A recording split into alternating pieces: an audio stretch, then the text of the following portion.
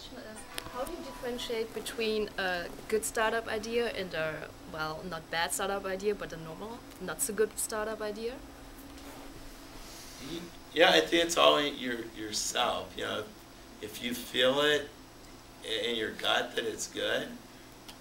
But do you have some criteria, or is it just like, I mean, I think I guess you must be already also like investing, or you must heard a lot of startup pitches, or, but how do you decide between, okay, this is one I really want to sponsor, I really want to mentor those guys, and those are like, okay, because I have the impression there are a lot of people coming up to nowadays and having a startup idea or who want to get a startup, and I think at some point it's also kind of a trend or a hype, and it's important to distinguish like really the good ones between those, yeah, the not so good ones. Right. So, you know, classic things that VCs look for is, you know, what's the market size?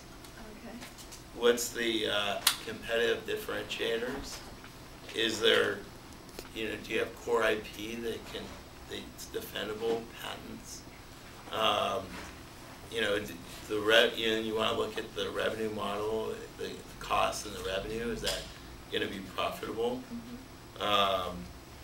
The team that you have, or that you have a team that can execute it.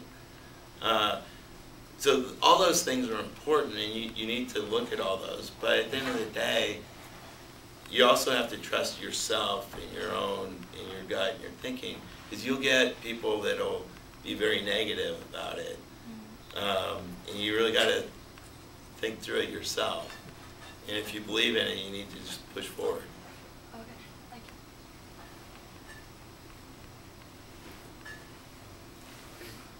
How big was the premium that you accepted the offer from SAP? We were very fortunate. SAP and Oracle both had a strategic focus on retail.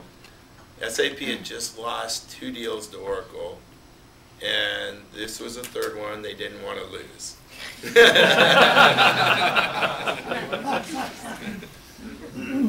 But maybe a continuous question to that. What would be your advice for an entrepreneur who actually ultimately will be, as part of the deal, pushed into a at least temporary role of an earn-out to work for the big guy who bought them? Any kinds of do's and don'ts in the pre-process and the post-process of such an acquisition? Yeah, fortunately, I wasn't in the earn-out position, and the reason why is competition. So I think the key there is get competition on the deal.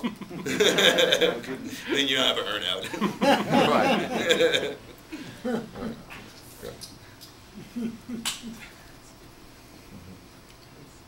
Any more questions?